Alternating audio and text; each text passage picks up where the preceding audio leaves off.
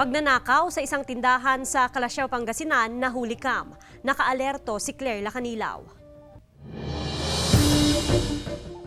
Kuha ito sa isang CCTV camera ng isang tindahan sa Barangay Talibao, Calasiao, Pangasinan. May kitang isang babae na patingin-tingin sa paligid ng tindahan saka sumilip sa loob. Nang mapansin na may dumadaan na sasakyan, agad itong umupo na waring tumambay lang sa lugar. Ilang sandali pa, hinawi niya ang kurtina at dahan-dahang binuksan ang gate. Saka kinuhang isang container. Isinara ang gate at saka umalis. Ayon sa may-ari, hindi raw nila napansin na may nakapasok na palang kawatan sa loob ng tindahan. Haabot daw sa mahigit 2,000 pisong halaga ng kita ng tindahan ang tinangay umano ng sospek. Sinabi niya sa akin na nawawala yung kinita niya. O, yung nakita namin yung lalagyan, andyan lang. Nakatago pa doon sa damit ng binan ko, sa crates.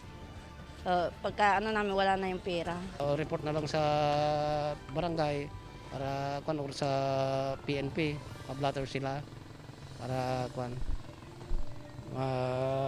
bigyan natin kagad ng action. Iniimbestigahan na ng pulisya ang insidente. Mag-ingat po tayo, isarado po natin ang ating mga bahay at ating mga business para masiguro po natin na makaiwas po tayo sa mga ganitong insidente at napakalaking tulong po ang pag-install ng CCTV. Kasama si Ron Alistair Taniedo, Claire Lacanilaw, Balitang Amyanan.